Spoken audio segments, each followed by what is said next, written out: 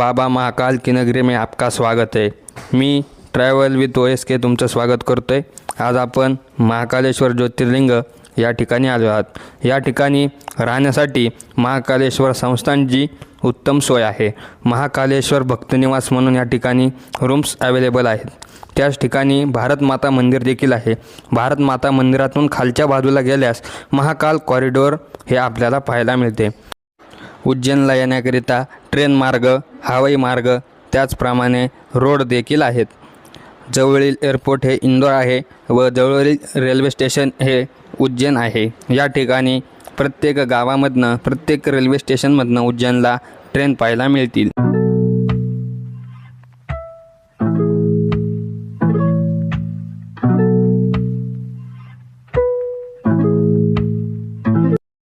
याच महाकाल कॉरिडॉरमधनं दर्शनाला लाईन लागते।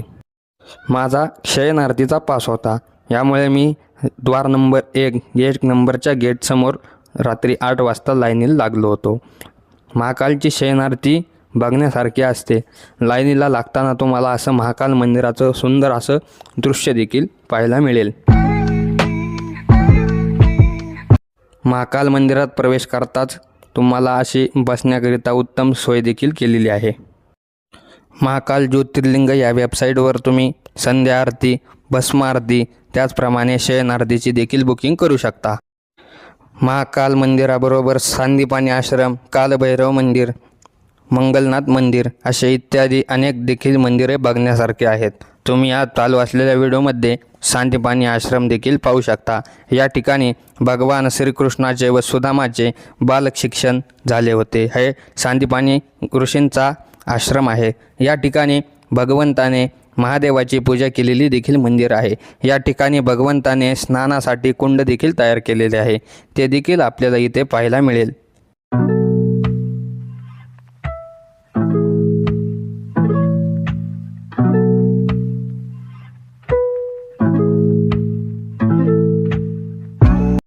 त्यानंतर येथे पृथ्वीचे मध्यम स्थान असणारे मंगलनाथ मंदिर देखील आहे। भगवान मंगळाला समर्पित हे मंदिर अत्यंत सुंदर व मंगलमय अशा शिप्रा नदीच्या परिसरामध्ये आहे। कालभैरव मंदिर, कालभैरव मंदिराला देखील खूप गर्दी असते। या कालभैरव मंदिराची पण भरपूर अशी मान्यता आहे। या ठिकाणी 51 शक्तिपीठांमधील एक असणारे माता हरसिद्धी मंदिर देखील आहे। माता हरसिद्धीची सायम आरती देखील खूप प्रसिद्ध आहे। या ठिकाणी सायम आरती देखील बघण्यासाठी भाविकांची भरपूर गर्दी या ठिकाणी होते। या ठिकाणी शिप्रा नदी देखील पाहायला मिळते। या शिप्रा नदीच्या तीरावरती दर 12 वर्षात येणारा सिंहस्थ कुंभमेळा देखील भरतो। याच शिप्रा नदीच्या तीरावरती रामघाट देखील आहे। या रामघाटावरती दररोज संध्याकाळी शिप्रा नदीची आरती देखील पाहायला मिळते।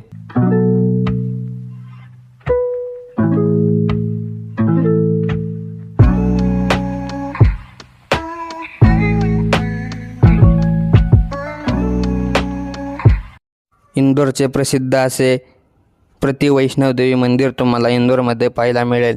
यानंतर तुम्ही अन्नपूर्णा माता मंदिरामध्ये जा, जे की इंदोरचे प्रसिद्ध व सर्वात सुंदर असे मंदिर तुम्हाला पाहायला मिळेल।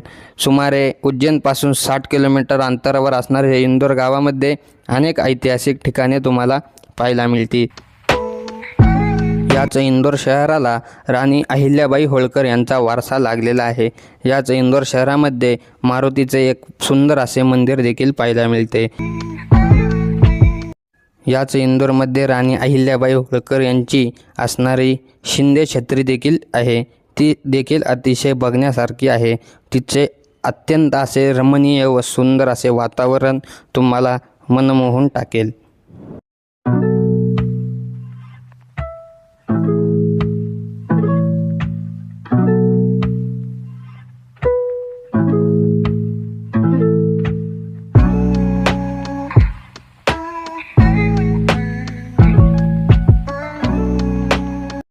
इंदोरमध्ये बडा गणेश मंदिर देखील अत्यंत प्रसिद्ध व रमणीय असे मंदिर आहे।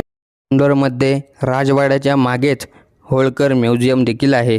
या ठिकाणी अहिल्याबाई होळकर व त्यांच्या परिवारातील वापरण्यात आलेल्या वस्तू, शस्त्र, साठा इत्यादी काही अत्यंत मौलीचे व महत्त्वाच्या गोष्टींचे प्रदर्शन या ठिकाणी भरते।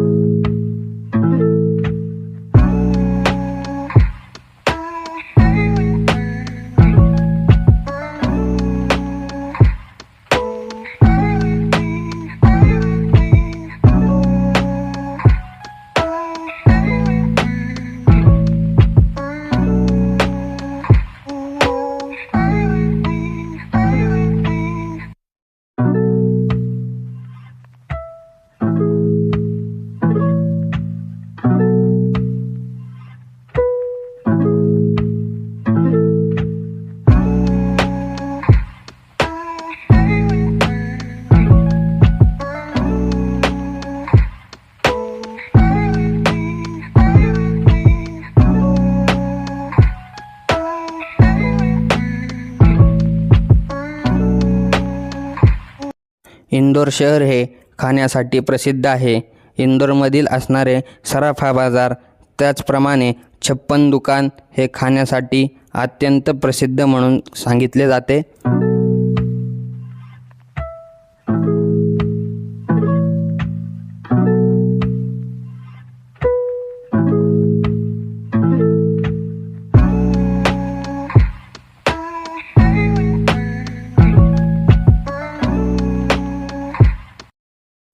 इंदोरमधून ओंकारेश्वरला जाण्यासाठी बस सेवा उपलब्ध आहेत। सरवटे बसस्टँड, 3 इमली बसस्टँडवरून तुम्ही ओंकारेश्वरला जायला बसेस पकडू शकता। ओंकारेश्वरला जाताना घाटातून रस्ता आहे, त्यामुळे सुंदर असा घाट, सुंदर अशी वळणे व घाटातील रस्ता, घाट व घाटाचा परिसर बघत तुम्ही 2.5 ते 3 तासामध्ये ओंकारेश्वरला पोचू शकता। ओंकारेश्वर हे देखील एक ज्योतिर्लिंग आहे। या ठिकाणी ममलेश्वर व ओंकारेश्वर असे 2 ज्योतिर्लिंग स्थापित आहेत। याचे दर्शन करून तुम्ही देखील पुढच्या प्रवासाला सुरू करू शकता। ओंकारेश्वर हे ओम अक्षराच्या द्वीपावरती बसलेले शहर आहे। ओंकारेश्वर या शहरामध्ये माता नर्मदा देखील तुम्हाला पाहायला मिळते। नर्मदा परिक्रमेतील ओंकारेश्वर हे एक अत्यंत महत्त्वाचे स्थान आहे।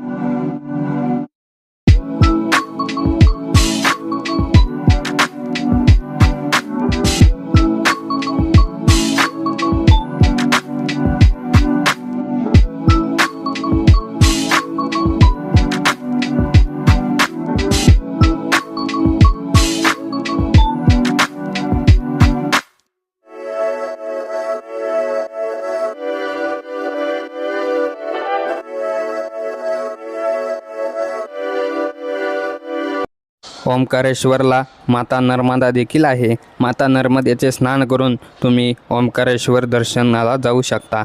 माता नर्मदा देखील भारतातील आपल्या एक पवित्र नद्यांमधील एक नदी आहे। या ठिकाणी नर्मदेचे अत्यंत सुंदर असे परिसर तुम्हाला पाहायला मिळतील।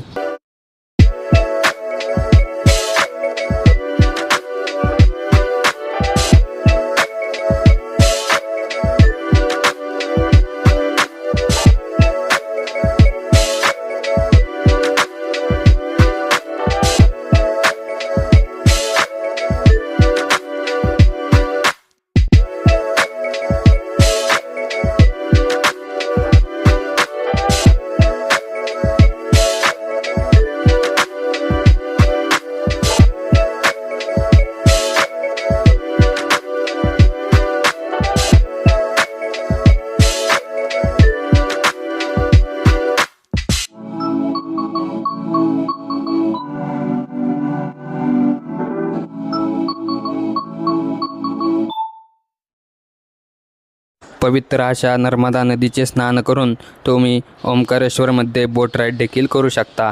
हे तुम्हाला संगम पॉईंट, शंकराचार्याची प्रतिमा बोटीद्वारे फिरवतील. नंतर तुम्हाला ओंकारेश्वर ज्योतिर्लिंगापाशी ड्रॉप केले जाईल.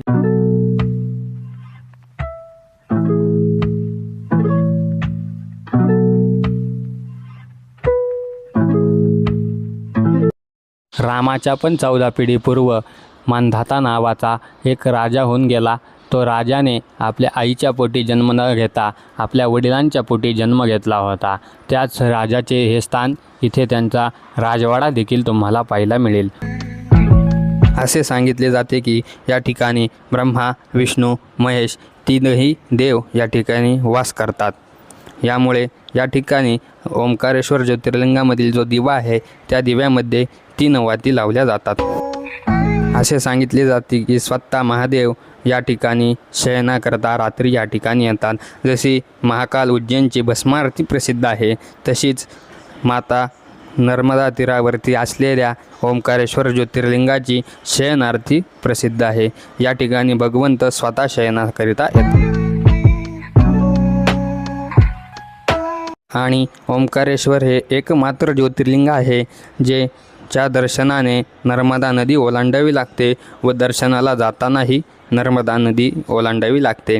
जर तुम्ही उज्जैनला गेलात तर शिप्रा नदी लांब आहे, काशीला गेलात तर गंगा नदी लांब आहे, परंतु ओंकारेश्वर असे एकमात्र स्थान आहे की ज्या ठिकाणी नर्मदा नदी ही मंदिराच्या जवळ आहेत.